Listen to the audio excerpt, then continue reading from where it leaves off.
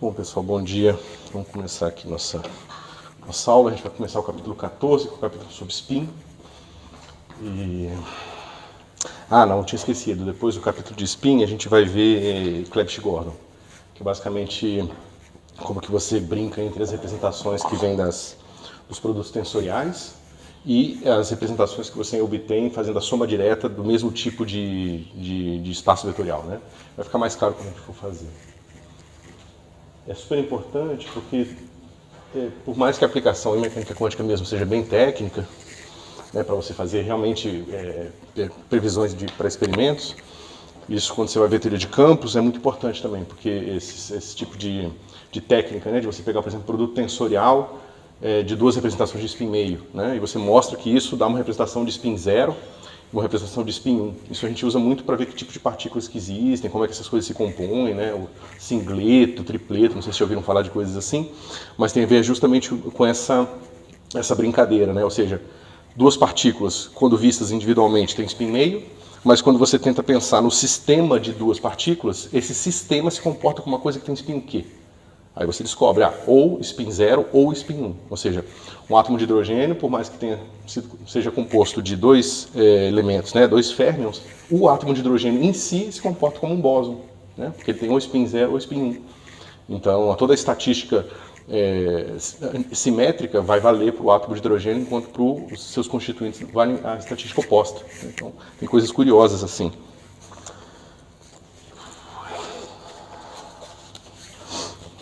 E aí, pessoal, vocês querem perguntar alguma coisa? Se tem alguma dúvida antes de começar? Ou...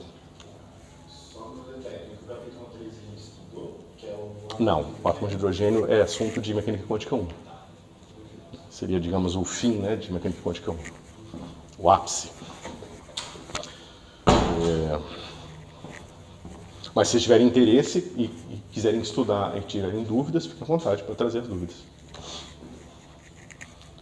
E aí? Mais alguma coisa? Tá tudo certo?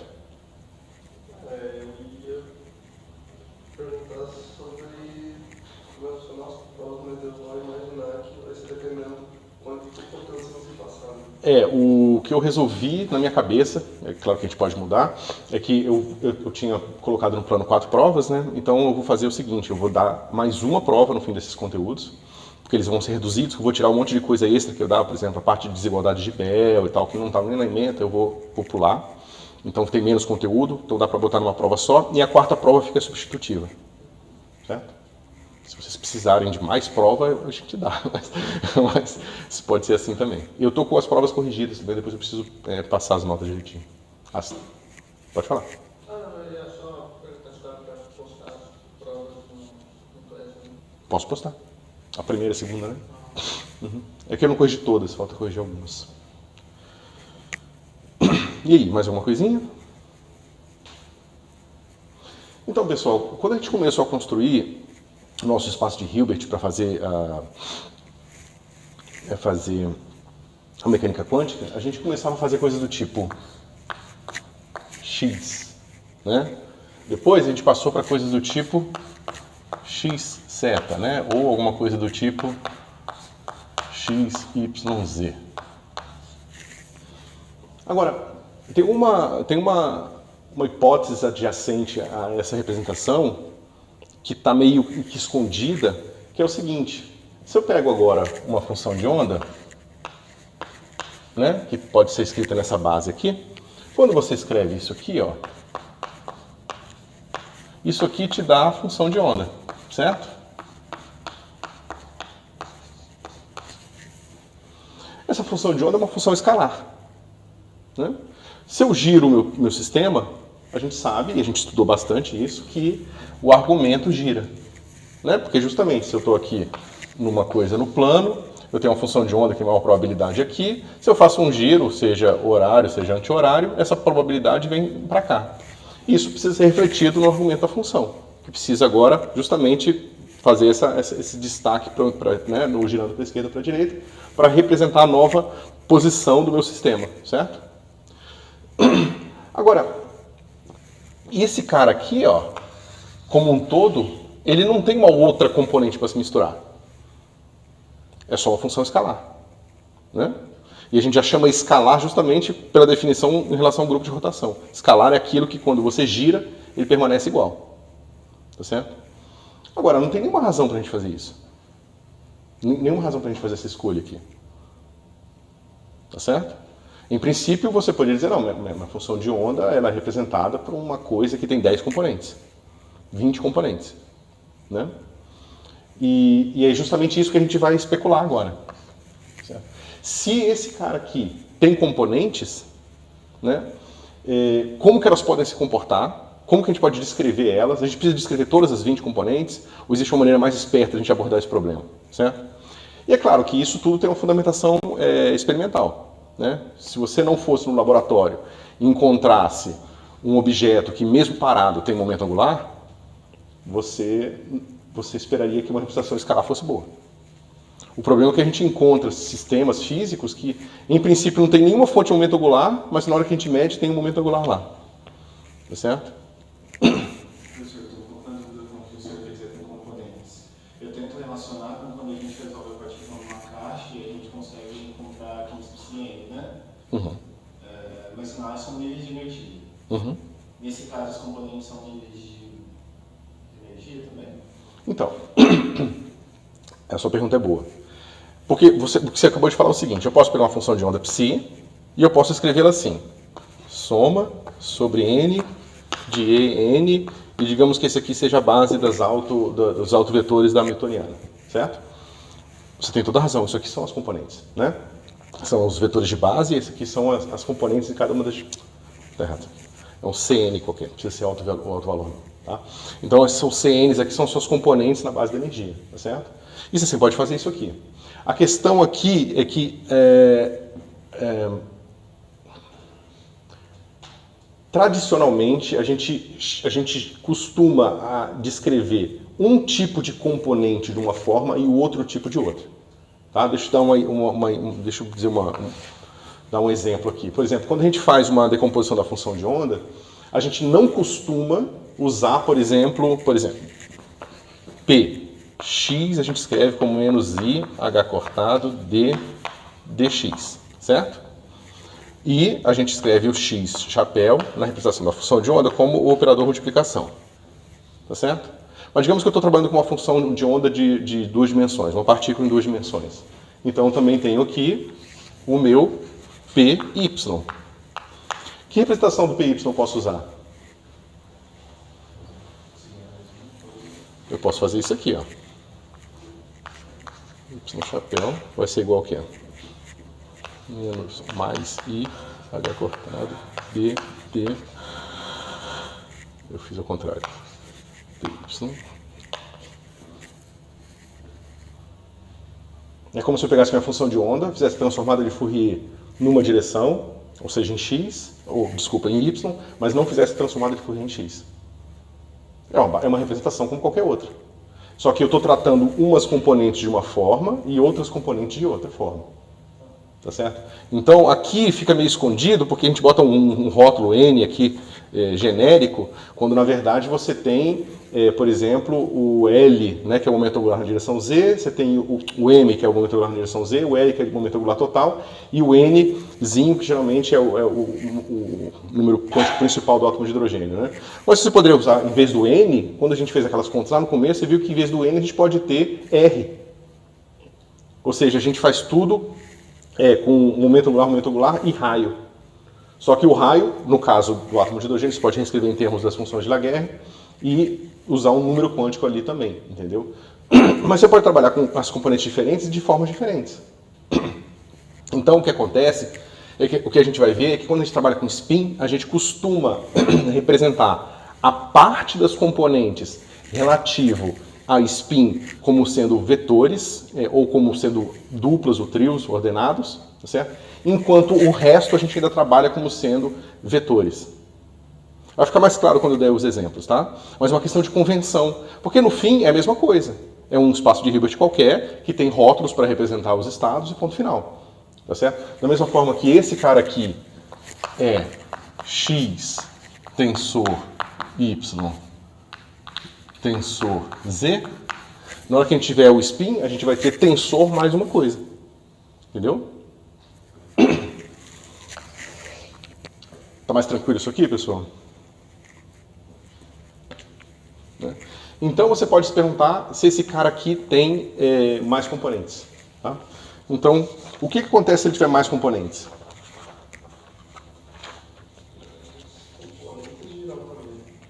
Você tem que se perguntar como é que essas componentes giram, certo? Ou seja, digamos que eu tenho aqui agora o meu Psi1, Psi2, Psi3, até um certo Psi-N, tá certo? E agora eu faço um giro nesse negócio aqui. Digamos que eu girei o meu sistema, tá? E agora eu vou lá no meu sistema que eu girei e vou ver como que essas componentes se misturaram, certo? Faço lá um sistema, faço uma medida empírica e vejo como é que elas se misturaram. Ou seja, eu vou olhar aqui essa mesma coisa, essas mesmas componentes e vou ver como que elas se misturaram. Pode ser que elas se misturassem assim. Eu tenho aqui um elemento, x representa um elemento, um número qualquer, tá? Pode ser diferente. E aqui é tudo zero, fora da diagonal. Se quando eu medir o meu experimento e depois eu faço um giro no meu sistema e meço de novo, ou seja, eu meço o meu problema, eu meço cada uma dessas componentes aqui. A gente não vai dizer como que a gente mede as componentes, porque isso já entregaria a resposta. Mas digamos que a gente mede, por alguma razão, a gente consegue medir essas componentes todas aqui. A gente gira o nosso sistema e vê que essas componentes continuam iguais. O que isso diz pra gente sobre essas componentes aqui?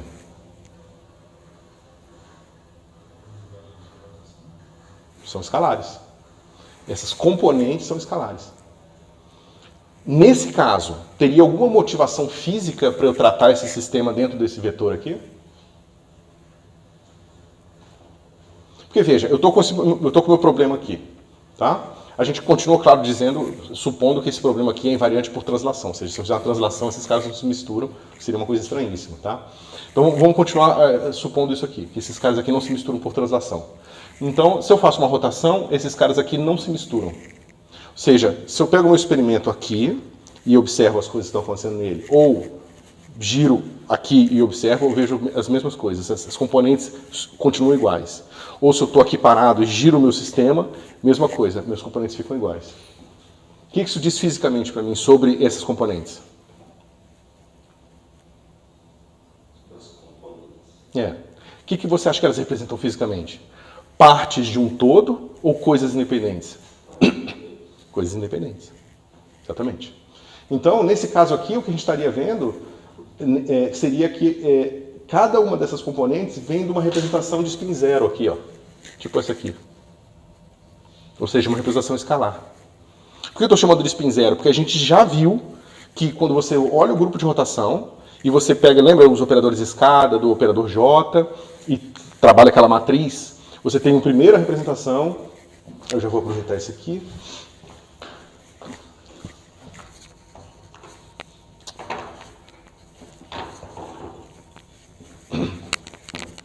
Lembra que a gente viu? Tinha uma coisa assim, ó, de J0, aí tinha uma matriz aqui, uma matriz aqui 1 por 1. Vou botar assim, 1 por 1, para J igual a 0. Né? Aí a gente tinha visto que para J igual a 1 meio, aí tinha 0, 0, 0, 0, 0, 0, 0, 0, aqui J igual a 1 meio, e aqui apareciam matrizes 2 por 2. Lembra? Lembra que o número de m's varia de menos j a j? Então, se o j é meio, vai de menos meio a meio. Então, são 2, né? Menos meio e meio. Por isso que é bidimensional a representação aqui. Se você for para o próximo aqui, que é j igual a 1, você tem uma matriz 3 por 3 aqui. E aqui fora é tudo zero. Tudo isso a gente deduziu simplesmente olhando as propriedades daqueles nossos operadores de escada. Tá certo? Então, quando a gente fala de uma representação escalar, ela é uma representação de spin zero. Justamente porque ela vem dos objetos do grupo de rotação que quando você gira, nada acontece. Tá certo? Mas a gente tem outras representações aqui. Tá certo? E aí o que acontece é o seguinte. Agora, digamos que eu estou girando esse mesmo vetor, mas agora quando eu giro, alguma coisa assim acontece. Ou seja, essa componente não se mistura, essa aqui é 2 por 2, ou seja, esse cara se mistura com esse, mas nunca se mistura, né? Ou seja, o Psi2 se mistura com o Psi3, mas nunca se misturou nem com o Psi1, nem com o Psi4, nem assim por diante. Tá certo? E aqui, esses caras aqui, os três também vão se misturar, porque vem da representação de spin 1 e assim por diante. O que eu digo sobre essas componentes agora aqui? Esse cara aqui, essas duas, esse trio, o que eu digo sobre elas? Fisicamente. Pois é, então eu digo o seguinte, digamos que eu vou falar, não, esse cara aqui é um tipo de objeto e esse outro tipo de objeto, é outra classe de objetos. Mas é engraçado, porque é uma classe de objeto que se eu olhar assim, é a classe Psi2. Mas se eu girar o meu experimento, agora é uma classe Psi3. Então como é que eu vou dizer que essas duas coisas são coisas diferentes se eu só troquei a minha percepção do sistema físico e elas agora se misturaram? A mesma coisa que eu falar, se eu olho de frente, isso aqui é uma cadeira, agora se eu olhar de lado é um tubarão. Não faz sentido, entendeu? Precisa continuar sendo uma cadeira. Certo? Quer dizer, precisa. A gente não seria uma classificação útil se não fosse, entendeu? Então é que é a mesma coisa. Então a gente começa a se perguntar o seguinte, bom, se a função de onda pode ter componentes, então as componentes sempre vão ter essas características. Ou elas vão ser escalares, ou elas vão ser de spin 2, ou elas vão ser de spin 3, ou elas vão ser uma combinação dessas coisas. Mas quando for uma combinação, não vai ter sentido físico de eu simplesmente misturar essas coisas. Não tem por que eu complicar minha vida e trabalhar sempre com uma sequência ordenada aqui, que tem uma representação de spin meio e uma representação de spin 1, tipo um fóton e um elétron juntos. Eu trabalho com os dois separados, tem um fóton e tem um elétron. Nada me impede de fazer isso aqui. Mas fisicamente a gente prefere escrever um objeto físico representando um objeto matemático representando um objeto físico. E a gente pode depois trabalhar com sistemas de objetos, onde aí sim a gente mistura essas coisas todas. Tá certo? Nesse caso, tipo, quando você deu o exemplo do spin 0, eu posso inferir a mesma coisa pelas duas vias, por assim dizer. Tipo, se eu concluir que a partícula tem um spin 0, então a função de onda é escalar. Se a função de onda for escalar, então eu implico que a partícula tem spin 0. As duas coisas são si, somente si. Sim. Até hoje a gente só encontrou uma partícula fundamental de spin 0, né, que é o bóson de Higgs. Não existe nenhuma outra encontrada na natureza, o que eu acho bem estranho. Nossa, a primeira vez que eu estudei modéstia com função de onda escalar, eu achei que tudo era função de onda escalar. É porque o que a gente vai ver daqui a pouquinho é justamente que, frequentemente, a dinâmica do spin e a dinâmica, digamos, da posição, ela se fatora. Então, meio que se você estudar a coisa como se fosse escalar, dá no mesmo. Mas vocês vão entender isso com mais detalhe daqui a pouquinho, tá?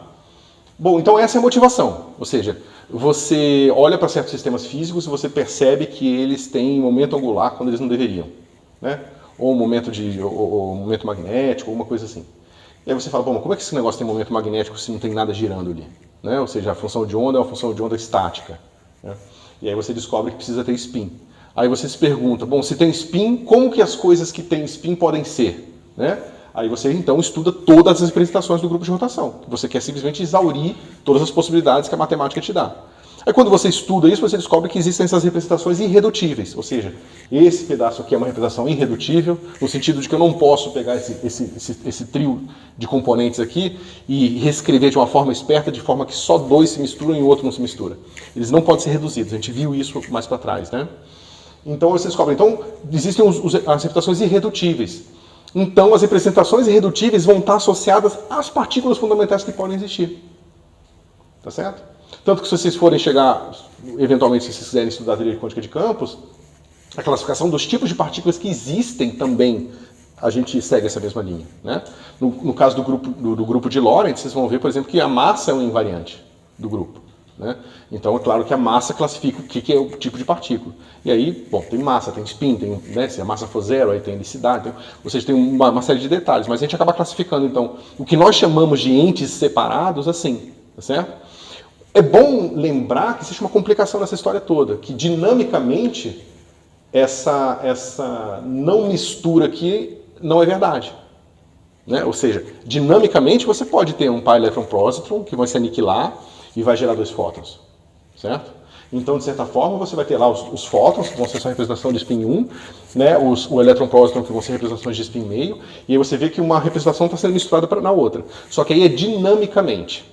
Ou seja, quando o tempo passa e essas coisas interagem, aí tudo pode ser tudo. Quer dizer, dadas as cargas que têm que ser conservadas, né, dadas as possíveis conservações de carga, as coisas podem se misturar. Mas o que a gente usou como critério para definir o que é o que é justamente a independência da coisa em relação à representação humana que nós fazemos dela. Ou seja, dado uma fotografia da física, do espaço-tempo em um certo instante de tempo, você olha aquela mesma fotografia assim ou assado, as coisas que são as mesmas vão só se misturar entre si. Tá certo? Quando o tempo passa, aí é outra brincadeira. Tá certo?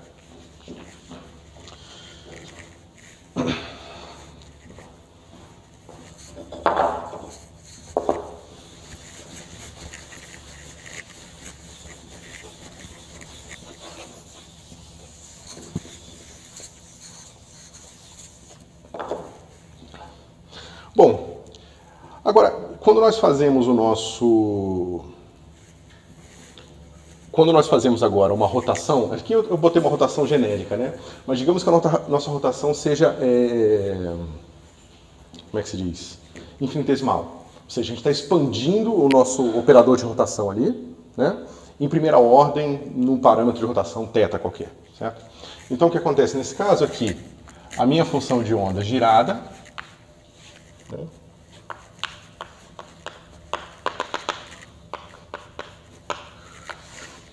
Vai ser igual a uma coisa assim.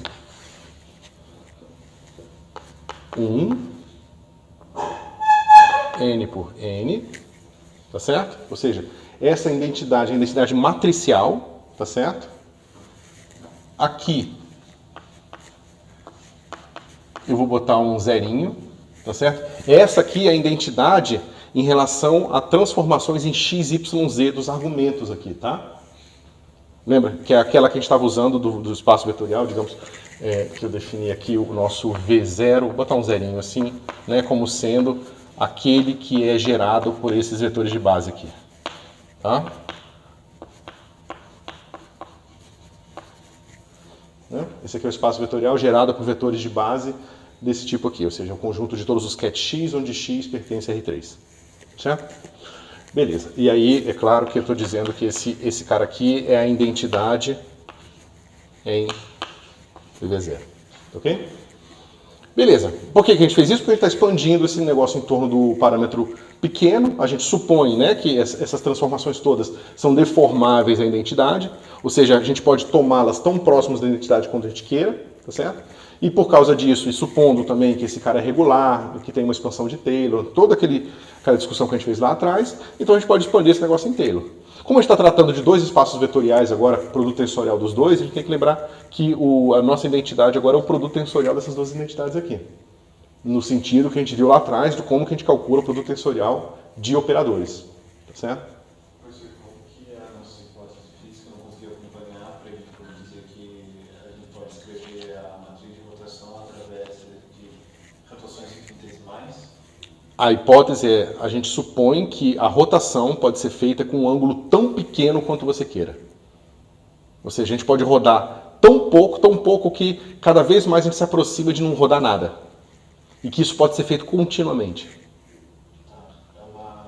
Faz parte do grupo de rotação S1, S3? Isso são os elementos do grupo SON, né? Pode ser 3, pode ser o que quer que seja. Certo? E aí, claro, se você tirar o S, você vai incluir inversões também. E aí você pode ver que uma inversão nunca pode ser deformada nunca pode ser deformada na identidade. Isso fisicamente, você pode ficar com o seu dedinho lá, ou com alguma coisa e descobrir que isso acontece. Ou do ponto de vista matemático, você vai ver que o determinante dos operadores que fazem a inversão, o determinante é negativo. E se o determinante é negativo e você sabe que o determinante da identidade é positivo, você vê que é impossível uma coisa ser deformada na outra. Certo? Porque você sabe que todas as matrizes de rotação têm determinante igual a mais ou menos 1. Não pode variar esse número, entendeu? Então é isso. Então o que acontece aqui? Bom, o parâmetro de rotação é o mesmo, né? Porque eu estou girando tanto as componentes quanto o argumento da função de onda. Certo? Se o argumento é o mesmo, então eu não posso ter um gerador desse espaço vezes o gerador desse espaço aqui. Porque isso seria um elemento de segunda ordem. Tá certo? Então eu tenho agora aqui o gerador desse espaço aqui primeiro, deixa eu escrever ele. Então vai ficar assim, menos. Aí esse cara aqui permanece, só que agora ele está tensor, e esse outro operador aqui. Menos I, H cortado, B. Vamos fazer aqui uma rotação em torno do eixo XY, tá? Em torno do eixo Z.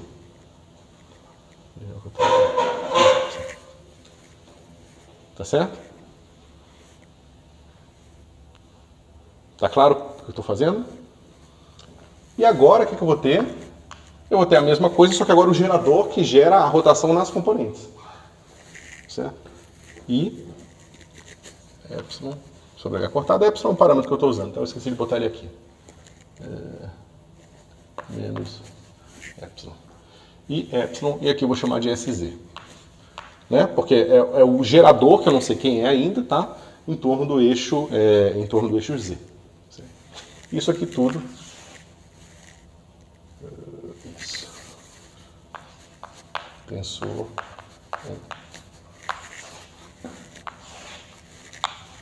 Sim.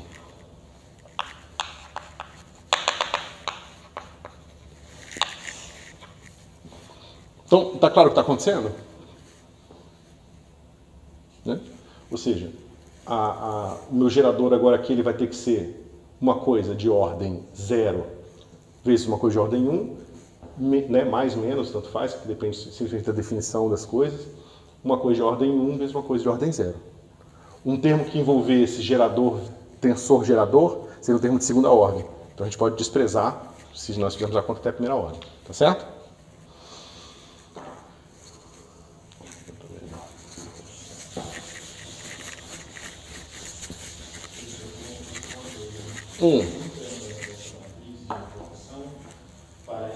Eu estou vendo um ângulo variável, então eu consigo ver claramente uma rotação. No segundo termo está me parecendo mais uma translação do que uma rotação. Esse é assim. Esse aqui? Pensa no seguinte, esse aqui eu tinha chegado a fazer antes da greve. Então, digamos que eu tenho uma coisa assim, ó. Eu tenho o 1 e o 2. Quando eu giro, vou fazer com 3 aqui para fazer o negócio que vocês estão acostumados, tá? 3, x. Então isso aqui é um campo vetorial, tipo um campo elétrico, um campo magnético, qualquer coisa que você tenha aprendido já que funciona como campo vetorial. Quando eu giro minha representação ou giro o meu sistema, então veja, digamos que o meu campo ele é assim, ó, ele está apontando aqui assim. Tá certo? É um campo elétrico que está apontando na direção X. Tá? O que acontece quando eu giro meu sistema, digamos aqui, anti-horário? O que acontece com esse ponto aqui? Digamos, ele vai vir para cá, ele veio para esse ponto aqui. Agora, essa componente, ela continua apontando na direção X? Eu girei meu sistema inteiro. Então, não só o ponto andou, mas a direção do campo elétrico também veio para cá. Tá certo? Esse ponto vir para cá é isso aqui. Esse cara aqui é um pouco da componente, tá vendo? Que esse cara aqui, na hora que eu girei infinitesimalmente para cá, ele ganhou uma pequena componente na direção Y, que ele não tinha. É essa matriz aqui que vai te dar esse cara. Isso aqui é uma matriz N por N. Tá certo? Essa matriz justamente vai te dar o pouquinho de componente que você ganha na direção nova na hora que você girou o seu sistema. Tá certo?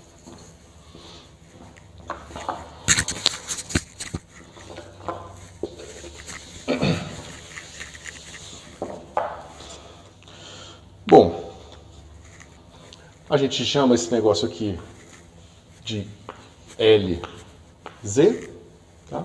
E esse aqui a gente já chama de SC, tá certo? Aqui eu botei a notação bem explícita, né? Mas lembrando que lá atrás a gente tinha escrito justamente que o LZ né, operador, a gente escreve como sendo o 1 da representação n por n, tensor o LZ zerinho aqui, que seria o LZ só naquela representação lá. Ou seja, o LZ agora, na representação produto tensorial, é igual aquele LZ que vocês conheciam, tensor a identidade n por n. Tá certo? Para ficar bem explícito o que isso aqui quer dizer. Esse cara aqui, ó, na representação de função, na representação normal, ele é o quê? X py menos y px, certo? Esse cara aqui é o zerinho, aquele que a gente viu como é que ele se comportava na hora que eu representava as funções de onda simplesmente com o meu cat x, tá certo? Esse novo cara aqui, ele vai ser assim. O meu LZ, digamos uma representação de spin meio só para facilitar a minha vida, ele vai ser assim. Ele vai ter o meu x py menos y px, 0, 0, mesma coisa aqui, x py menos y px. Ele é uma matriz 2×2, cujos elementos da matriz são operadores. Tá certo? E esses operadores aqui são os operadores usuais que vocês estão acostumados. Okay? Ou seja, esse cara aqui é esse novo operador aqui no espaço de spin. Tá certo? Essas coisas vêm muito naturalmente, mas é bom lembrar como que elas são construídas, justamente porque às vezes você tem a dúvida no exercício, justamente porque você não lembra como que se constrói essas coisas. Porque, então agora o negócio tem N componentes, então agora o meu operador L vai aparecer na diagonal do operador identidade, o que seria identidade, vezes o operador nos argumentos, entendeu? Mas é bom recapitular lá nas aulas lá de trás e ver como que a gente construiu produto tensorial, depois o produto tensorial dos espaços induz um produto tensorial no espaço dos operadores, que aí você constrói esses caras aqui e assim por diante. Tá bom? Bom, e... O produto tensorial é comutativo? Faz diferença eu escrever MZ0 tensorial INN? Você tem que escolher uma ordem e mantê-la. Se eu não fiz isso, eu fiz errado. Não, isso eu estou fazendo sempre spin e órbita, digamos assim. Certo? É claro que faz diferença, porque se você trocar, não faz sentido agora você escrever um vetor de base de um espaço na posição do outro, entendeu? Mas, bom, geralmente é tão claro que se você trocar no meio da conta, você não vai nem perceber que você trocou, entendeu? Porque você sabe que uma coisa é uma coisa, outra coisa é outra coisa. Certo? Beleza, e a gente define então o nosso operador momento angular total, justamente como sendo o nosso LZ mais SZ. Tá certo? Justamente inspirado nesse cara aqui. Porque o que quer que esteja aparecendo aqui, pessoal, é um elemento do grupo de rotação. E nós já estudamos esses elementos genéricos do grupo de rotação e chamamos ele de J, inclusive. Se ele vem agora da soma de dois operadores em espaços diferentes, não interessa, continua sendo elemento do grupo de rotação. Tá certo? E como tal, o que acontece com os elementos do grupo de rotação se eu calculo o comutador deles?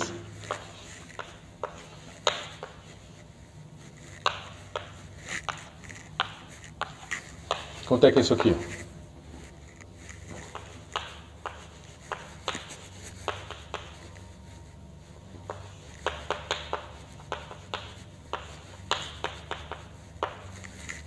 Certo?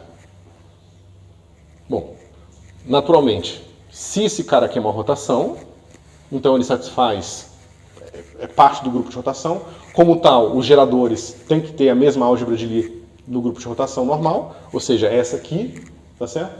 Só que a gente sabe que L, esse L aqui, ó, o meu L, tanto o zero quanto esse, vão satisfazer a mesma álgebra. Então, se eu substituir essa expressão aqui, isso aqui vai ficar assim, ó, LI mais SI, comutador LJ mais SJ, que vai ser igual a IH cortado, soma sobre K, EYJK, LI mais SJ. LK mais SK. Tá certo? Só que veja, o comutador desse cara com esse cara aqui vai dar esse termo aqui. Certo? Claramente, esse comuta com S. Só você ver a maneira que a gente construiu. Esse cara aqui, ele tem operador só na parte orbital e tem identidade no S. Identidade comuta com todas as matrizes, né? E vice-versa. Então, esses caras, os cruzados não existem também. Ou seja, SI. Então, sem grande surpresa, a gente deduz o óbvio de que o S também é uma representação do grupo de rotação. Tá certo? Ou seja, não tem uma surpresa aqui que permite o S ter uma álgebra mais complicada. Tá certo?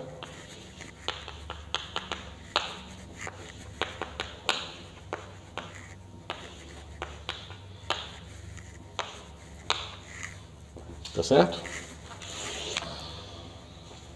Okay. Então, isso aqui nos mostra, então, que de fato esse cara aqui tem que ser um gerador do grupo de rotação, né? E agora a gente pode decidir quais que podem ser esses geradores, né? Porque veja, quando a gente pegou essa parte do grupo de rotação, a gente viu que o LZ tinha um problema. Quando eu estudo o grupo de rotação como um todo, eu descubro que tem representações de J inteiro e J meio, né?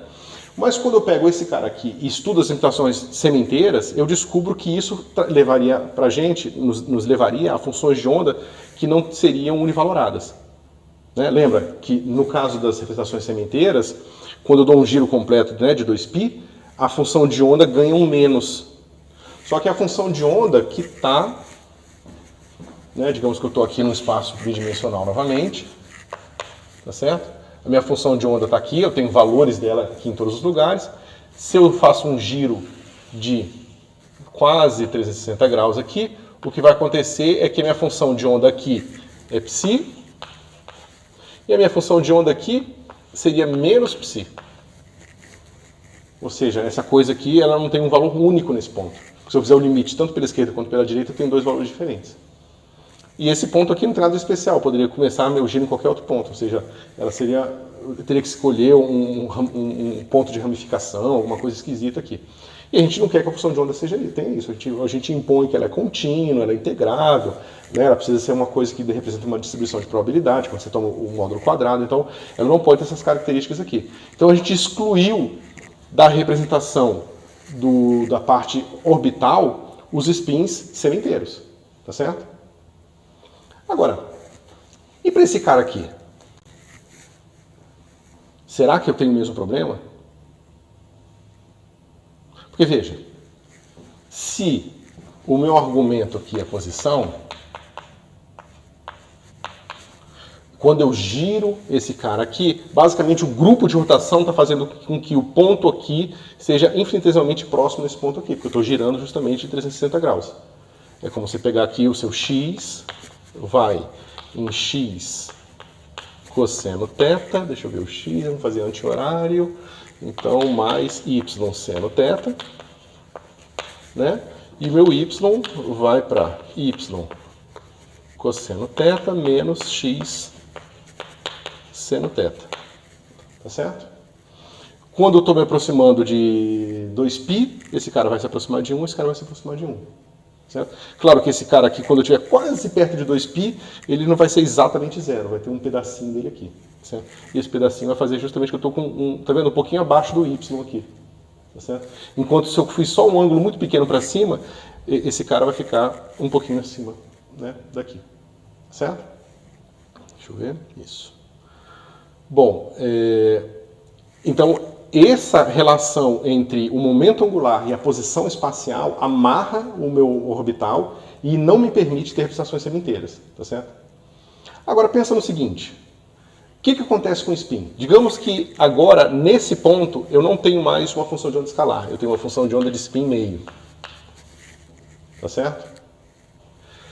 Se eu giro ela aqui, lembra, naquele exemplo que eu dei antes do campo elétrico, eu vou girar o ponto, tá certo? Mas vou girar a componente. Se eu giro agora ele aqui, então, a hora que eu chegar aqui, ela ficou com menos π por causa da parte de spin da função de onda. Tá certo? Só que quando eu giro o meu sistema, eu giro todas as componentes.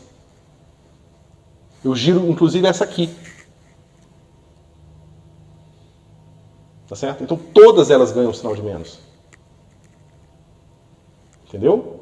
Como todas elas ganharam sinal de menos, a minha função de onda continua a mesma depois da rotação. Porque uma função de onda ela é a mesma a menos de uma fase. Tá certo? Todos os meus pontos ganharam juntos o meu sinal de menos. Aqui na parte angular é só esse pontinho que ganha sinal de menos. Os outros pontos ganhariam uma fase diferente. Né? Exponencial de θ, uma coisa assim. Depende de como for a sua função de onda. Tá certo? No caso do spin, não. No caso do spin, quando eu faço o giro, toda a função de onda ganha um sinal de menos. Então não tem um problema de continuidade. Porque não está associado, não está amarrado à posição espacial que eu estou medindo. Diferente do momento angular orbital. Isso é essencial de vocês entenderem, tá? Porque mostra a natureza diferente do spin em relação ao momento angular orbital. Porque você poderia pensar, não, espera um pouquinho, não. Talvez o spin seja um momento angular orbital, só que a gente está olhando de muito longe, tipo uma expansão multipolar, né? Uma coisa assim, tipo um dipolo. Ah, na verdade o dipolo não existe, se você olhar de perto sempre tem uma carga pontual lá. Então você poderia pensar, não, o spin também não existe, na verdade é uma coisinha que está girando, mas é uma escala tão pequenininha que eu não estou vendo. Não, não pode ser. Ou pode ser, e tudo que a gente sabe sobre rotação e representação do espaço é diferente, ou tem mais dimensão do espaço, sei lá. Alguma outra coisa tem que mudar para a gente poder encaixar. Mas se o espaço for tridimensional, o grupo de rotação for representado assim, então você não tem escapatória. Não, o spin não pode ser uma coisa girando. Ele tem que ser uma característica intrínseca do objeto que você está estudando, que não está relacionada à distribuição espacial da coisa. Isso é forte. Qual que era a distinção de novo disso para quando a gente tinha a função de onda escalar? Porque a função de onda escalar eu entendi que mudava também o sinal da função inteira. Isso. Deixa eu ver. Ó, o que acontece quando você faz isso aqui? Ó, exponencial de menos i θ Lz sobre h cortado. Né? Esse cara aqui é a matriz de rotação, digamos assim, inteira. Né? Ou seja, não é mais infinitesimal. E aí você pode pensar nesse cara aqui como ddφ, ou ddφ no caso, mas digamos que eu estou atuando numa coisa assim, ó. Ou seja, num estado Lm. Né? O que acontece com esse operador atuando aqui?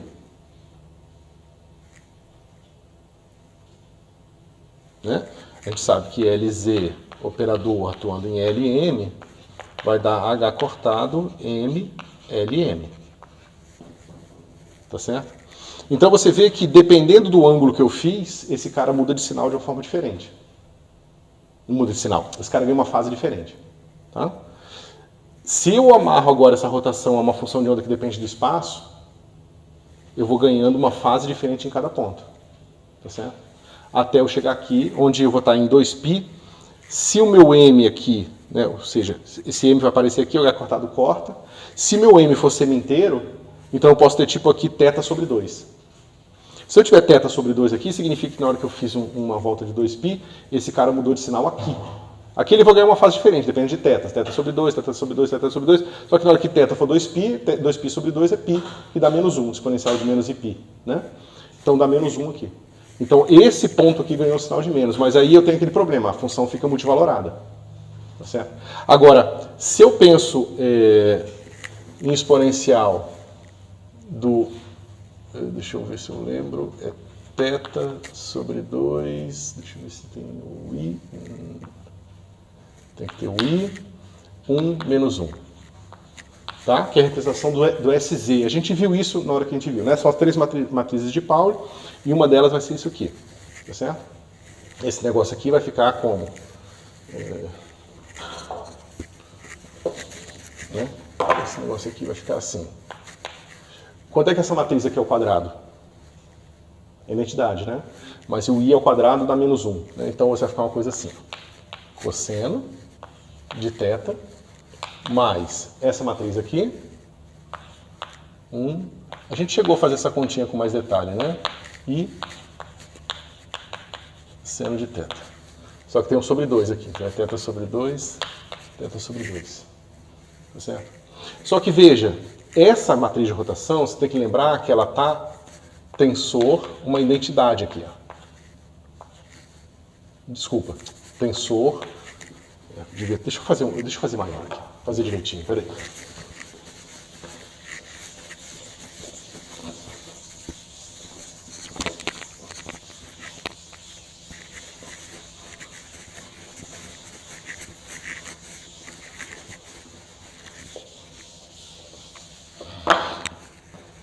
Tá. Deixa eu fazer direitinho. Então, ó, vamos pegar o grupo de rotação completo, tá? Vai ficar assim, exponencial de menos i θ sobre 2, 1, 0, 0, menos 1. Tensor, a parte de rotação espacial. Exponencial de menos θ de φ. Aqui. Deixa eu ver se é isso. Isso, tá certo? Aqui eu peguei uma representação de spin meio, por isso que tem esse meio aqui, tá? Aqui eu peguei simplesmente a representação de rotação no espaço da posição. Não fiz essa representação aqui porque ela esconde algumas coisas, tá? Mas a gente já mostrou que essas duas coisas são equivalentes, né? E eu estou atuando isso aqui numa função de onda que é assim. Psi1, né? De x, y, z, né? Psi2 de x, y, z. Tá certo? Lembra o que esse cara aqui faz? Né? Lembra que esse cara aqui é o seu spinor, e o seu spinor, você pode escrever as componentes, né, espaciais dele em coordenadas esféricas, então vai ficar uma coisa assim, R, seno θ, cosseno φ, Y é R, seno θ, seno φ, certo? Vou botar θ, não, botar lambda, para não confundir com o θ aqui do ângulo, tá? O lambda é o parâmetro da rotação que eu estou aplicando, tá? Então esse cara está aqui e Z é igual a R cosseno θ. Certo? O que acontece com esse operador aqui? Quando eu aplico nessas funções aqui. Lembra que esse operador ele dá a cara da série de Taylor? Ou da série de Maclaurin? Vocês lembram disso? Quanto é que é o primeiro termo? Se eu expandir minha exponencial aqui em série de potências, eu vou ter identidade, mais esse operador ao quadrado sobre 2, mais esse operador ao quadrado sobre 3 fatorial. Só que isso me dá a série desses caras aqui em ângulo menos lambda. Tá certo? Isso está claro para todo mundo? Ou não? É porque, veja, se eu faço isso aqui, né? Se eu pego o exponencial de menos lambda de φ numa f de φ. O que isso aqui dá? Vai dar f de φ menos lambda df de φ calculado em φ menos mais lambda ao quadrado de 2 sobre 2 fatorial d2 de φ2 de f de φ. Só que se eu somar esse negócio todo aqui, vai dar o quê? F de φ menos lambda. Tá certo? Ok. Então, se eu penso agora nesse cara aqui como sendo função de R, θ, φ e esse de R, θ, φ, lembra, esse produto tensorial aqui vai fazer com que essa matriz de rotação, por mais complicada que ela seja, cada componente dela vai ser multiplicada por esse operador. Tá certo? E esse operador, toda vez que bate aqui, leva o meu φ em φ menos lambda. Né? Então isso aqui vai ficar assim, ó. Vai ter esse cara aqui ainda, né? Exponencial de menos lambda sobre 2, 1, 0, 0, menos 1. E aqui vai ficar assim. Eu só atuei esse pedaço aqui, tá? Então essa matriz ainda vai girar, vai misturar essas componentes, mas aqui vai ficar assim. Psi de R, θ, φ menos lambda, 1 e Psi2 de R, θ, φ menos lambda. Oi? Aqui teria centro tensorial e identidade. Tá certo? Isso está claro?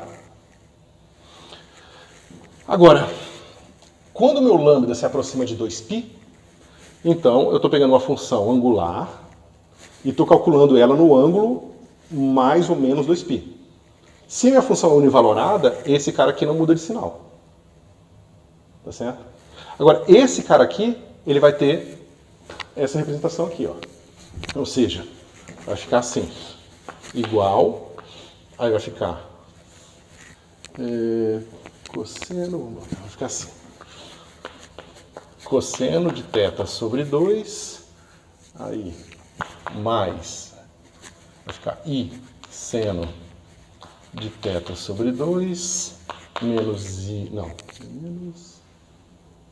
não, vai dar só uma fase diferente cada lado. Vai ficar assim, tá vendo? Esse cara aqui vai ficar cosseno mais I seno e o de baixo vai ficar cosseno menos I seno.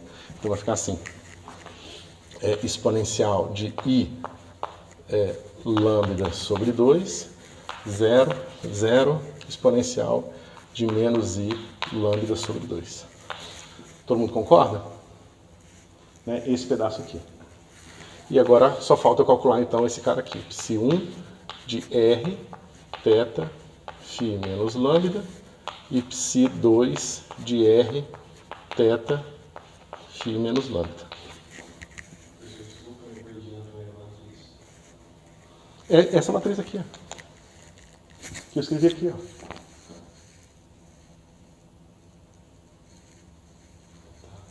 O que que... Deixa eu ver. Você pega esse cara aqui e expande em Taylor. Os termos de potência negativa e ímpar vão dar esse cara aqui, né, alternando o sinal. E os pares vão ficar em identidade. Tá certo? Então veja, quando eu giro o meu sistema agora, as minhas componentes, ou seja, esse cara aqui vira 2π, né? Se eu girar de 2π. Se esse cara virar de 2π, vai ser exponencial de Iπ menos Ip. Só que ambos dão menos 1. Então as duas componentes vão ganhar menos 1. Tá certo? Mas todas elas vão ganhar menos 1. Porque eu posso variar R θ φ à vontade aqui. Ou seja, em todos os pontos do espaço, minha função de onda ganhou menos 1. Enquanto o problema aqui, ó, é justamente porque eu estou movendo minha função de onda, eu estou movendo um ponto para ele mesmo. E se eu mover um ponto para ele mesmo e ganhar um sinal de menos, significa que nesse ponto do espaço, minha função de onda tem dois valores. Então, essa característica aqui é a característica do momento angular orbital. Toda vez que for um momento angular orbital, é isso. Porque se está no espaço, na hora que você gira, significa que os pontos estão... Se vocês quisessem realmente fazer um modelo clássico para o spin e dizer que não, na verdade o spin é uma coisa que está girando lá muito longe, eu não estou vendo... Você teria esse problema aqui. Tudo bem. Por que a tua função de onda agora tem dois valores no mesmo ponto? Teria que dar um jeito de lidar com isso. Pode ser que seja esse, né, continua sendo espacial, mas ela por alguma razão pode ter dois valores e isso aí pode ser feito consistente matematicamente. Tá certo? Enquanto esse cara aqui não tem problema, ó, porque veja, na hora que eu girei, todos os pontos, porque eu posso variar R, θ, φ à vontade, todos os pontos do meu espaço ganharam menos 1 ao mesmo tempo. Só que a função de onda e menos a função de onda é a mesma função de onda. Porque a função de onda, ela é, na verdade, um raio no espaço de Hilbert, né? Quer dizer, o espaço de Hilbert dos raios seria o espaço de Hilbert correto, certo? Ficou mais claro? Agora sim. Então o problema é que nos dois casos eu ganho só de mesma função de onda, só que para esse primeiro membro aqui eu não tenho problema com isso porque é uma fase só. Isso. No outro eu tenho uma função que é muito favorável. Isso. Tá. Exatamente. Exatamente. Ou seja, se essa função de onda fosse uma representação de spin sementeiro, ela ganha um menos aqui no mesmo ponto, entendeu?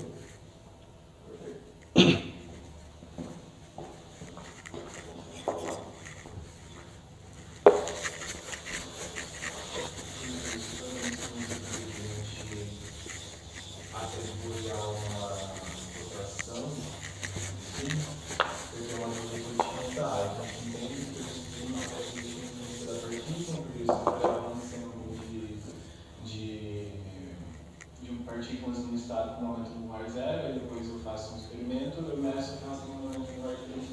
não significa que tem alguma coisa extra. Uhum. Mas obrigatoriamente tem que ser um tipo de rotação. Não pode ser uma, sei lá, translação ou outra coisa muito louca. Isso.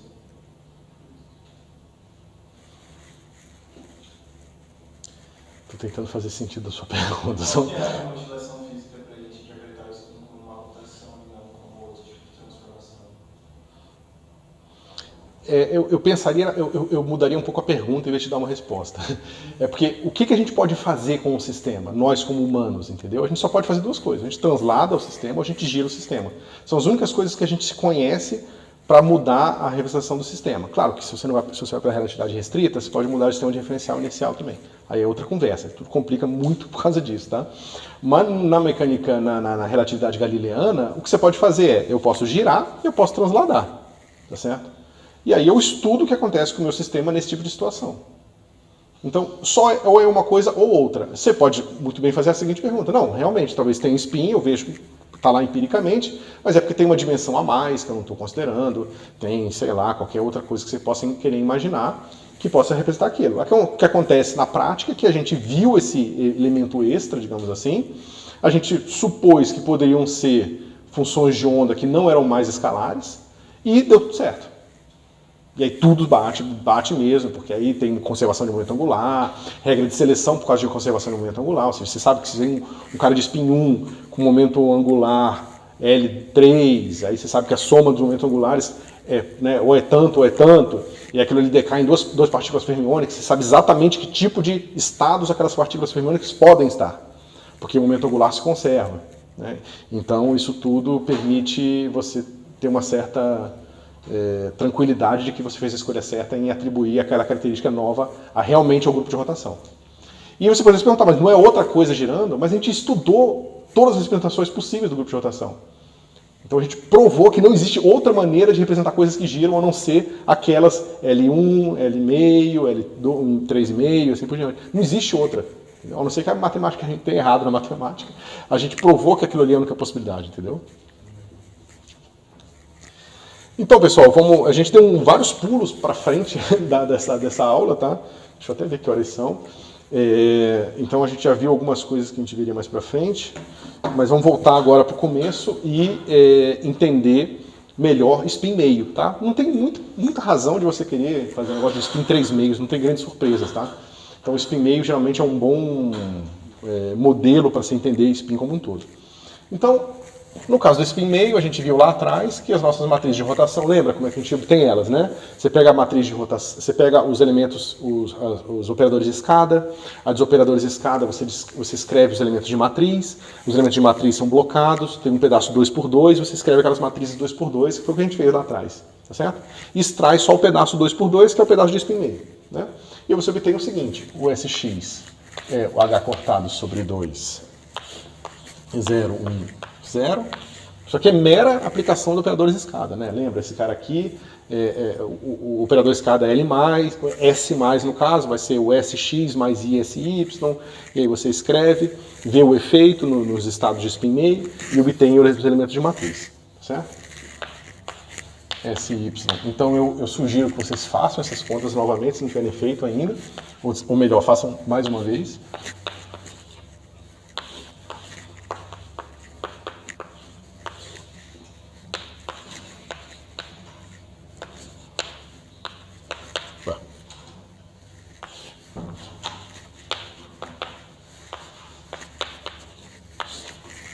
Tá certo? A gente vai representar a nossa função de onda agora sim. A gente está usando uma representação de função de onda mesmo, tá? Vou botar setinha aqui não para não confundir. A gente vai chamar esse cara aqui de mais. E esse cara de menos. Tá certo? E a gente vai escrever esse cara aqui assim, pessoal. Ó. Psi mais. Eu não vou escrever aqui os argumentos, só para poupar espaço. Mais Psi menos. Aqui é mais, tá? Não estou somando, não, é multiplicando aqui, tá? E esse cara é assim. Tá certo? Dá para ver facilmente que a gente está escrevendo o nosso spinor na representação matricial, tá? Associada aos estados meio, meio, associado ao 1, 0, tá certo?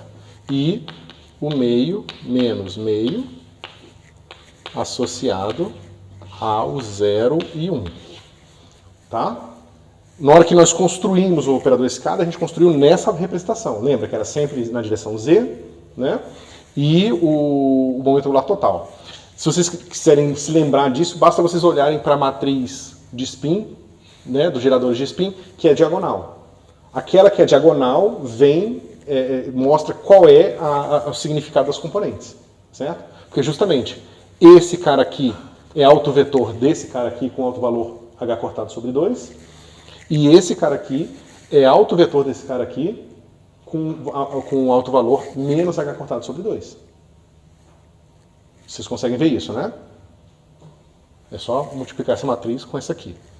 Você vai ver que vai dar 1, 0 multiplicado por h cortado sobre 2. Certo? E se você pegar esse cara aqui e aplicar nesse cara aqui, vai dar esse cara aqui multiplicado por menos h cortado sobre 2. Tá certo? Então, esse cara aqui é justamente, a gente sabe, né, que SZ aplicado a 1 a meio é igual a 1h cortado sobre 2 meio mais ou menos, vou fazer direitinho aqui,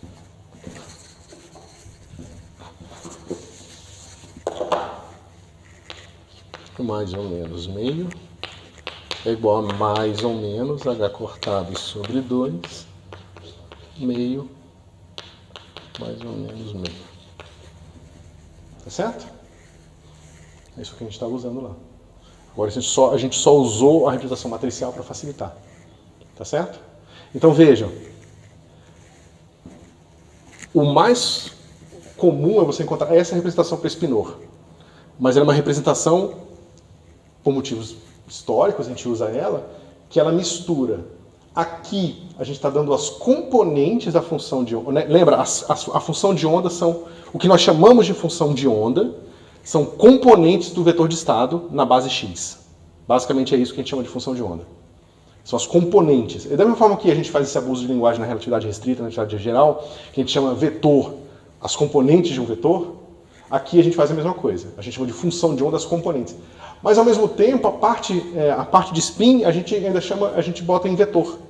A gente não bota só um S aqui. Ou seja, se a gente fosse fazer tudo em componentes, a gente chamaria assim, ó, psi S de x, y, z. Aqui seriam componentes em relação a todas as dimensões. As posições espaciais e a dimensão de spin. Só que a gente faz uma coisa meio mista. A gente faz a parte de spin não só em representação ao vetor inteiro, mas o vetor inteiro numa representação matricial. Tá certo? Enquanto a parte espacial a gente deixa lá em termos de componentes mesmo.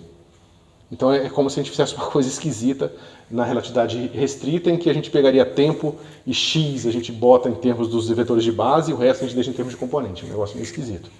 Certo? Mas é conveniente fazer assim. Certo? Acho que me perdi algo no começo. Como que eu sei que vai ter duas componentes, uma mais e menos? Porque é uma representação de spin 2. A gente sabe que é uma representação 2 por 2. E a gente sabe justamente que o grupo de rotação, nesse caso, eu estou repetindo tudo porque eu acho que é importante. A gente sabe que aquela conversa lá do começo da aula. Tem uma matriz de rotação complicada, eu separo os blocos que não se misturam e pego só aqueles que se misturam. Se a minha representação é 2 por 2, então a parte que se mistura é sempre um vetor 2 por 1. Então, veja, essa é o que a gente chama de representação do grupo. A gente usa de uma forma meio vaga esse termo representação, mas geralmente o que a gente quer dizer é, dado um grupo com propriedades, né, dadas por sua multiplicação, você encontra uma representação como sendo um mapa entre os elementos do grupo e operadores lineares atuando num certo espaço vetorial. Tá? Essa seria a representação. Esse espaço vetorial a gente dá um curto-circuito na linguagem e chama ele de representação. Mas representação é pegar um grupo, que é um monte de objeto que se mistura de uma forma específica, né? E associar esses elementos agora a operadores lineares que atuam num certo espaço vetorial. Tá certo? Tá mais claro? Professor, curiosidade, a gente fez para meio, meio e meio menos meio. Meio, meio e meio menos meio. Isso. E agora, se eu alterasse o sinal na primeira entrada, o que isso significa? Se você lembrar dessas contas aqui, ó, era assim. J, N. Né? Momento angular total. O momento angular total está associado ao alto valor do J quadrado. Os J's individuais são autoadjuntos. Então, J ao quadrado é sempre uma soma de autoadjuntos ao quadrado. Então, você sabe que os autovalores são sempre positivos definidos. Então, o momento angular total, que seria tipo um módulo do momento angular, é claramente sempre positivo. Então, aqui sempre, esse cara aqui, no caso de spin, a gente vai até vai poupar essa anotação aqui e nunca mais vai nem escrever esse primeiro meio aqui, porque ele não muda, entendeu? Então, a gente vai escrever só, geralmente assim, ó, mais ou menos, para ficar ainda mais compacto, tá certo? Então, esse cara aqui não muda de sinal. Certo? E aí, pessoal, qual o significado dessas componentes aqui?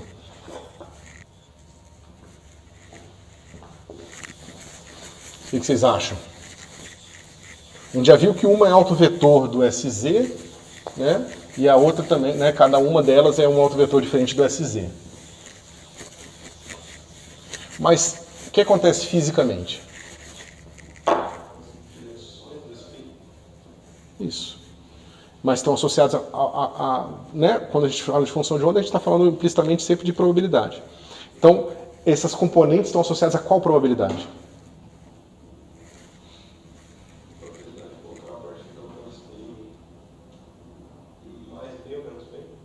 Isso. Ou seja, digamos que eu quero fazer essa pergunta. Qual é a probabilidade de encontrar uma partícula com spin mais meio, por exemplo? Como é que eu faço isso? Eu pego minha função de onda e projeto onde?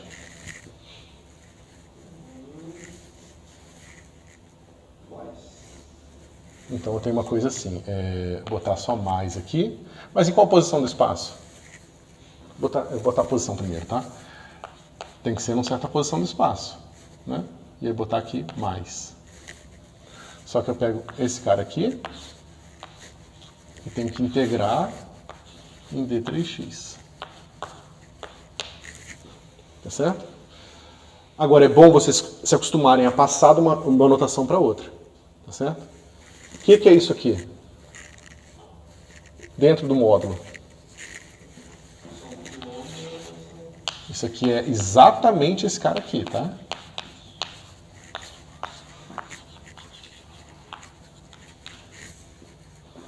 Ou seja, se eu integrar toda essa função em todo o espaço, eu vou estar respondendo a pergunta. Não importa onde, qual é a probabilidade de eu encontrar em algum lugar a função de onda com spin mais.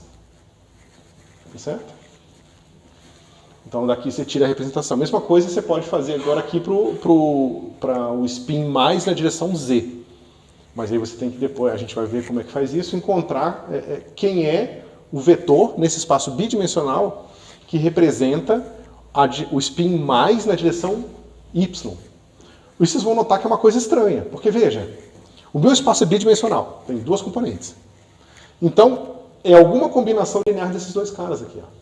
Alguma combinação linear de spin mais na direção Z, o spin menos na direção Z, é spin mais na direção Y. Não tem mais uma direção aqui para representar o Y e o X. São as mesmas duas componentes. Mas que, na verdade, um vetor bidimensional com componentes complexas, ele não tem duas componentes. Ele tem 4. Né? 4 reais. Então, o spinor ele esconde mais informação do que ele aparenta, tá certo? Então, às vezes a fase relativa entre esses dois caras vai ter uma significância, vai ter um significado, tá bom?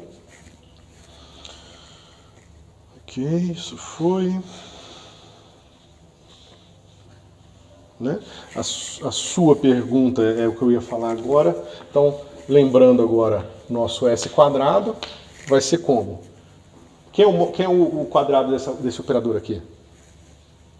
Quanto é que é essa matriz vezes ela mesma?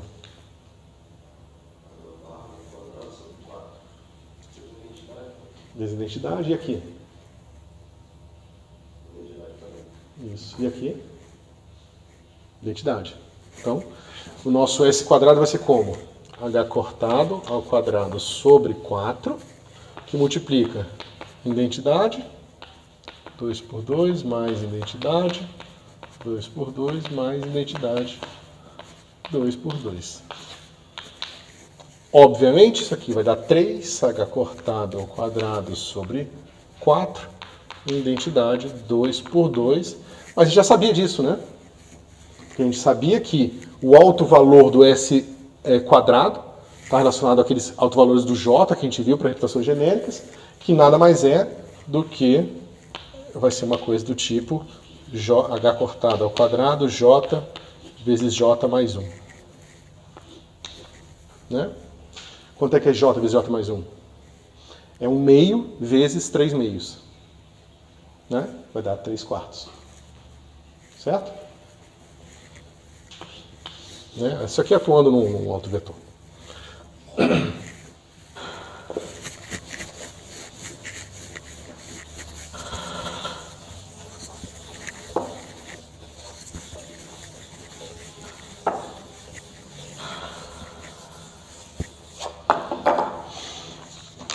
Ok.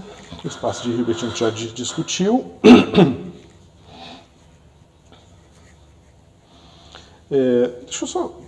Vou só fazer ainda mais uma vez isso aqui, de uma outra forma, para ver se está claro para todo mundo, tá? Então, se você quiser pensar agora no seu vetor de estado, né, você pode pensar que na representação do meu vetor de estado agora, em termos dos operadores x chapéu, y chapéu, z chapéu e sz, né? Lembra que para representar um estado a gente precisa de um conjunto máximo ou mínimo de operadores que comutam, tá certo? E a gente usa os rótulos desses operadores justamente para rotular o nosso estado.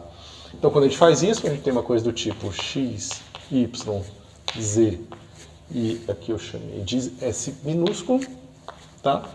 Psi. E essas são todas as componentes, ou seja, esse cara aqui é representado por um vetorzão que tem todas essas componentes aqui, ou seja, eu tenho... Isso aqui é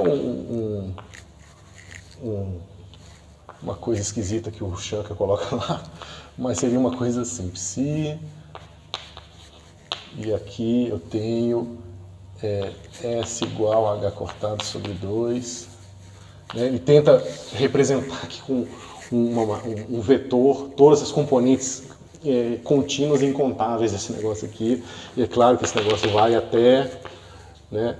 E aí dá a impressão de que de mais infinita, de um canto da caixa infinita até o outro canto da caixa infinita tem todas as componentes, entendeu? Eu acho meio esquisito, mas é bom. H cortado, S é igual a H cortado sobre 2.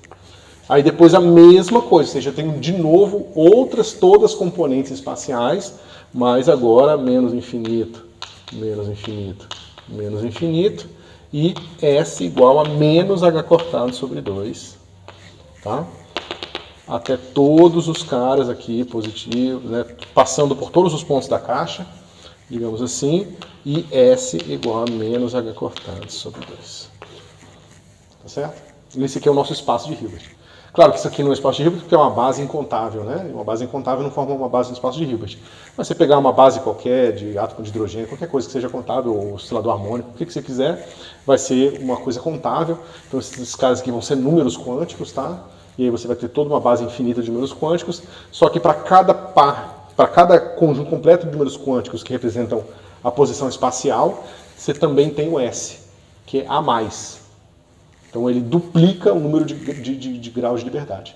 Assim como você vê nos átomos, né? Vocês têm no átomo de hidrogênio, no átomo de hélio, você pode botar 2 elétrons, e aí os elétrons podem estar no mesmo estado fundamental, só que um com S mais e outro com S menos. Mas é o mesmo estado fundamental, tá certo? Porque o seu espaço de Hilbert duplicou aqui. Se fosse de outro spin, ia ser triplicado, quadruplicado e assim por diante.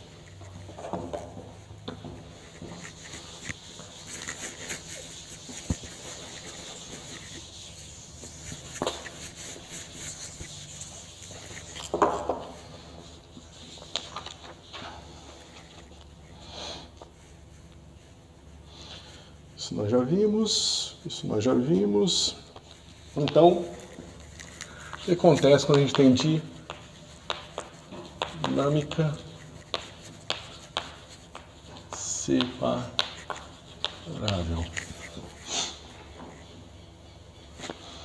Bom, vamos supor o seguinte. A gente tem a nossa newtoniana. Vai ser uma newtoniana que eu vou botar um zerinho aqui, ó. Tá certo? Essa newtoniana zerinho, ela vai ser uma coisa... Não, deixa eu botar o zero aqui. Tá certo? Esse cara aqui, ela vai ser uma coisa assim, ó. Eu não vou que isso vai confundir vocês. Deixa eu escrever explicitamente. Ela vai ser assim, ó. 2 por 2, tensor, uma newtoniana que só atua na parte lembra que nosso espaço agora de produto tensorial, que representa o espaço de uma partícula, ele tem a parte orbital, que a gente já tinha estudado, que é aquela que a gente forma com x, y, z, e depois tem todas as outras possíveis bases, né? E eu tenho a parte de spin. Eu vou dizer que esse pedaço da newtoniana, ela é diagonal na parte de spin. Tá certo? Mais um HS aqui, ó, que é diagonal na parte orbital. Tá certo? Ou seja, não tem nada que associe a energia ao spin e à posição ao mesmo tempo. Tá certo? Algumas situações isso vai acontecer. Tá? Os campos elétricos uniformes, umas coisas mais simplificadas, a gente vai ter uma separação aqui, ou seja, a evolução temporal do sistema, ela se dá de forma que a parte espacial não vê o spin e vice-versa. Tá certo? Isso vai ser muito conveniente para a gente entender a dinâmica de spin. Tá? O que acontece com esse tipo de problema é o seguinte, eu tenho uma função de onda, tá? Que agora vai depender do tempo, e ela vai poder ser escrita assim, uma função de onda somente da parte de spin, então vou botar, a gente chama de xi,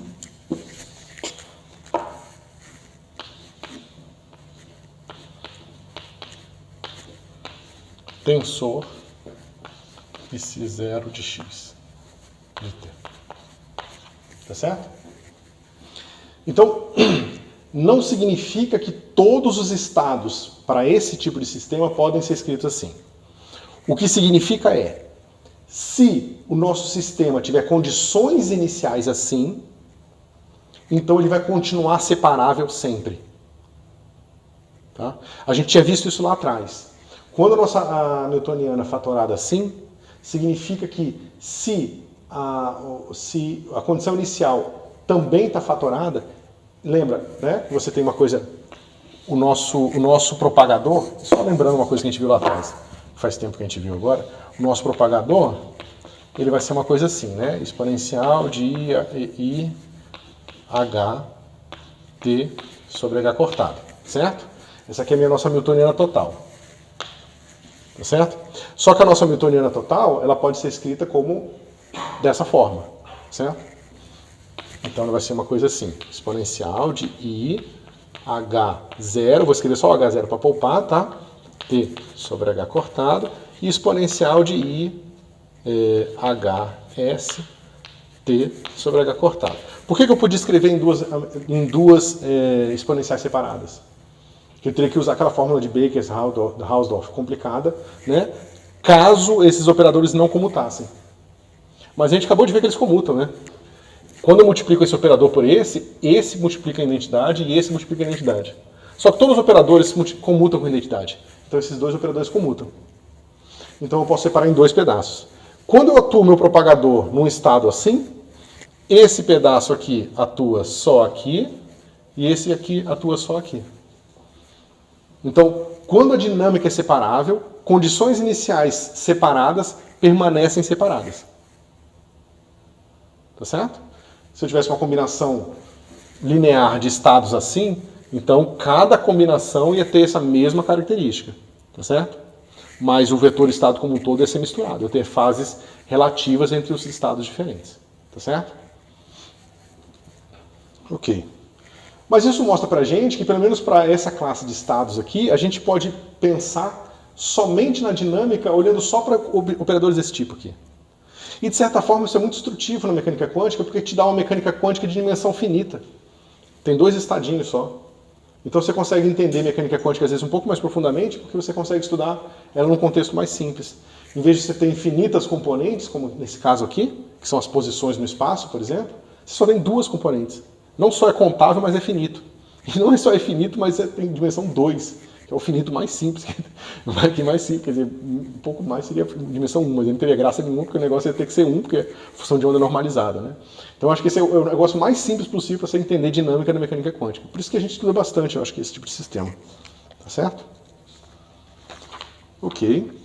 Então...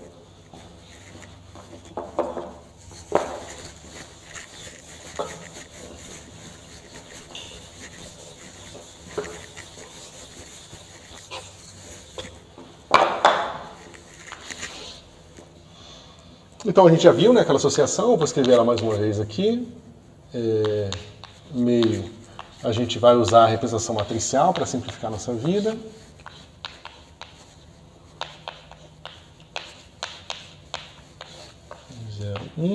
Tá certo? Então agora um vetor xi, né, daqueles que eu estava escrevendo lá atrás, ele vai pertencer a esse meu espaço aqui, que é o meu espaço de spin meio, tá? E eu vou escrever ele assim. Se eu posso ter um alfa qualquer, meio,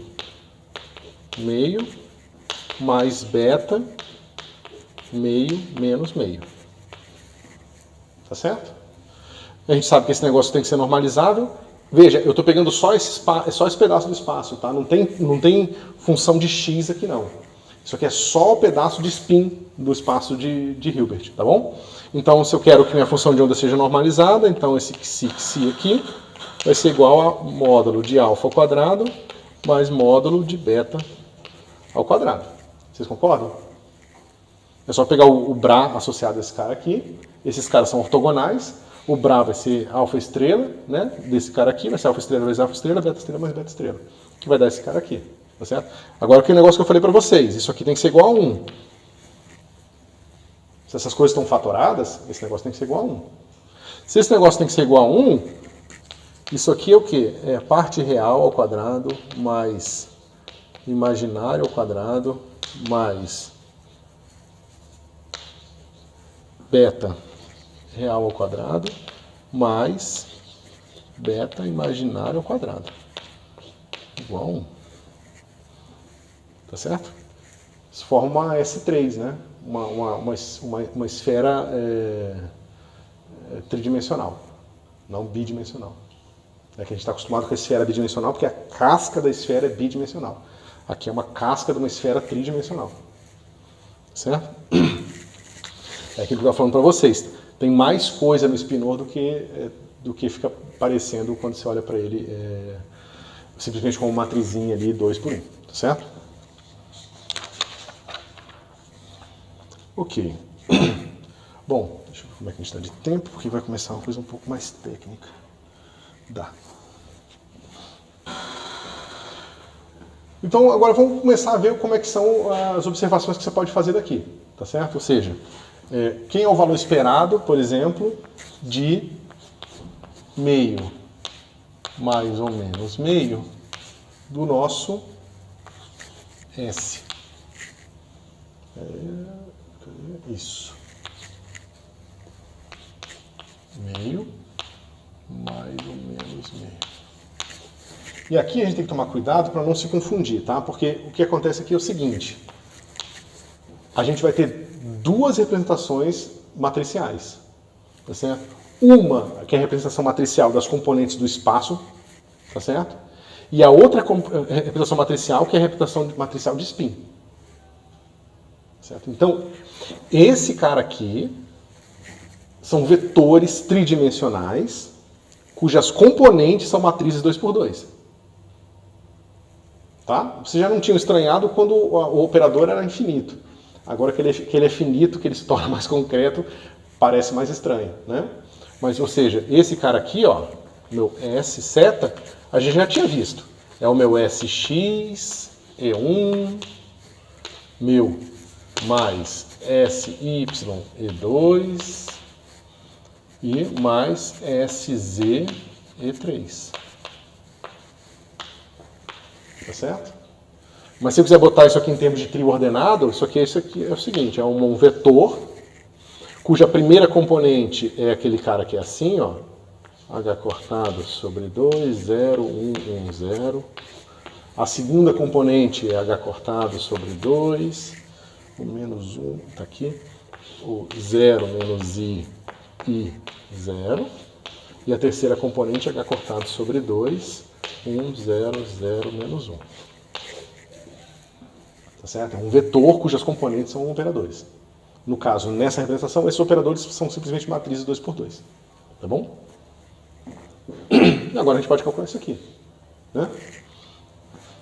Quanto é que dá? A gente pode escrever direto aqui em cima. Quanto é que dá isso aqui, pessoal?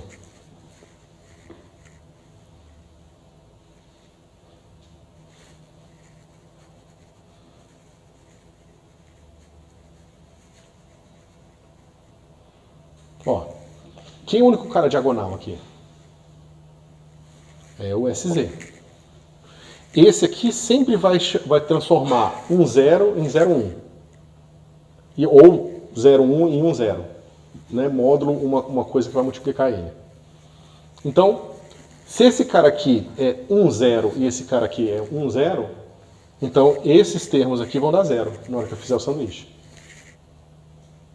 Vocês conseguem ver? É fácil, né? Tem uma coisa assim, ó. 1, 0.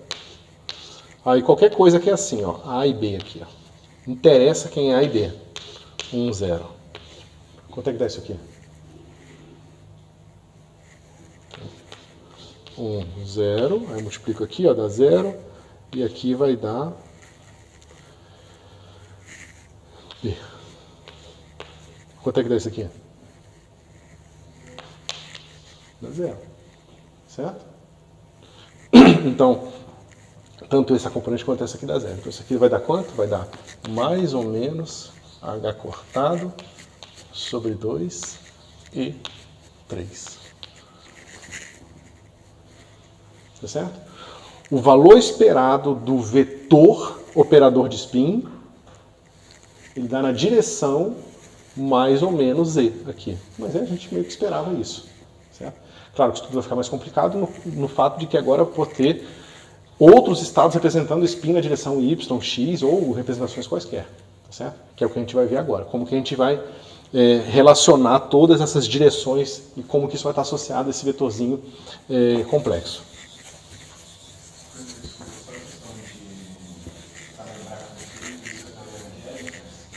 Não.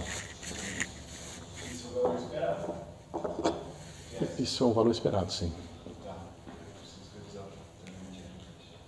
Precisa. Não, porque, bom, isso é só um valor esperado. Certo? Tem uma relação tangencial com o teorema. Tá? Ok. Então a gente costuma fazer a seguinte notação. A gente pega esse nosso vetor S aqui e a gente vê que esse H cortado sobre 2 ele fica só chateando a nossa vida. Então a gente tira ele e chama esse cara proporcional a esse vetor sigma, tá certo? Onde o sigma x vai ser 0, 1, 1, 0. O sigma y vai ser 0 menos i, 0. Né? E o sigma z vai ser 1, 0, 0, menos 1, que são as famosas matrizes de Pauli. Tá? O H cortado sobre 2 ele só fica atrapalhando a nossa vida, então a gente fatora ele aqui do S. Certo? Então, o que acontece quando a gente vai calcular, por exemplo, uma matriz de rotação? Ou seja, a gente quer fazer uma rotação em torno do eixo Y aqui. Então, eu tenho aqui, ó, menos I θ sobre 2 sigma SY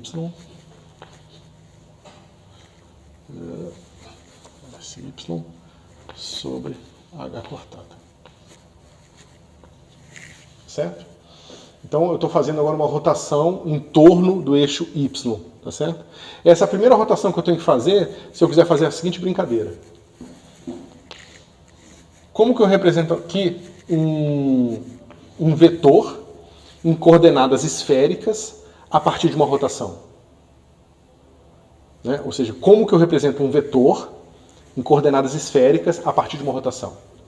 Existem diversas formas. A forma mais fácil é você começar com o seu E3, que é esse vetor unitário aqui na direção E3.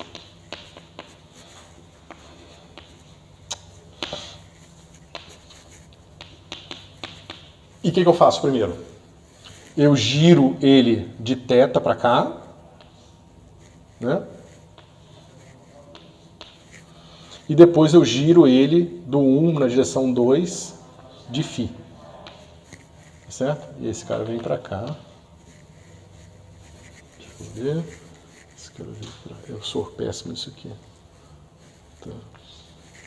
Vocês entenderam, né? Eu girei θ para cá, depois φ do x para o y, tá certo? Então eu sempre posso pensar que um vetor escrito em coordenadas esféricas, ele é um vetor que ele é na direção z, depois eu baixei ele na direção x, depois girei da direção x para a direção y, tá certo?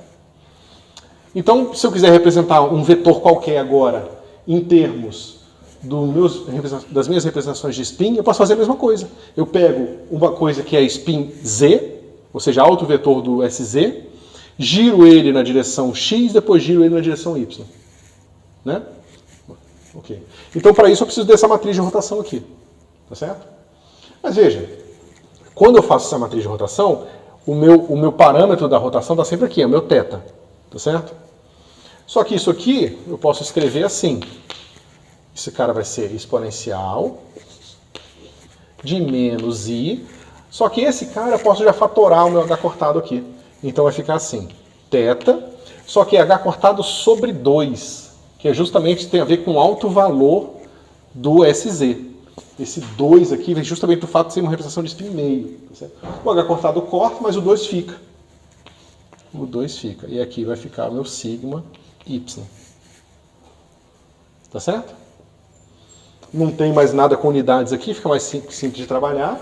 E esse negócio aqui vai ficar como? Cadê, ó? Esse cara aqui tem um i, né? Eu estou multiplicando por menos i. Então esse cara aqui vai ficar negativo, esse cara aqui vai ficar positivo. Mas o quadrado desse negócio aqui continua sendo menos a identidade, né? Quer ver? 0 menos 1, 1, 0, vezes 0 menos 1, 1, 0. Esse negócio vai ser isso vezes isso, vai ser menos 1, 0, 0, menos 1. Então vai ser menos 1, 0, 0, 1. Vai ser menos a identidade. Então esse negócio aqui vai se comportar como sendo um i. É uma coisa que ao quadrado é menos 1. Tá certo? Menos identidade agora. Quando eu fizer isso, eu vou ter os termos de potência par, né? Que vão ser sempre proporcionais à identidade, e os termos de potência ímpar, que vão sempre ser proporcionais ao sigma y. Certo? Ou seja, esse negócio aqui vai ficar assim. Cosseno de θ sobre 2 menos i sigma y seno de θ sobre 2. Tá certo? E esse negócio aqui vai ser assim. Cadê? Isso. Esse cara vai ser assim. Cosseno de θ sobre 2 menos seno de θ sobre 2 seno de θ sobre 2 e cosseno de θ sobre 2. Tá certo? Então é fácil. Agora eu tenho aqui na matriz 1, 0, que representa o spin up na direção z, o spin para cima na direção z. Se eu aplico essa matriz de rotação nele, eu tenho agora o estado que representa o spin, que não está mais na direção z, mas sim numa direção que desceu de θ do z na direção x. Tá certo?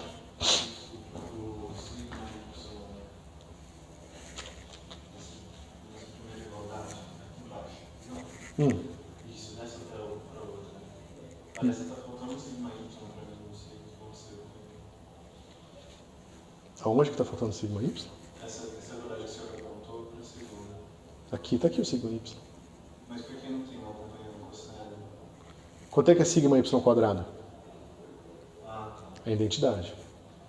Então, é que tem uma identidade implícita aqui, tá?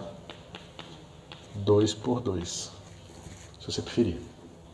Certo? É por isso que o cosseno aparece aqui e ali. Porque ele está multiplicando a identidade. Certo? Bom, então, beleza. Eu tenho aqui essa matriz. Cosseno θ sobre 2 menos seno θ sobre 2. Seno θ sobre 2 e cosseno θ sobre 2. Se eu aplicar esse cara em 1, 0, esse cara vai dar o quê?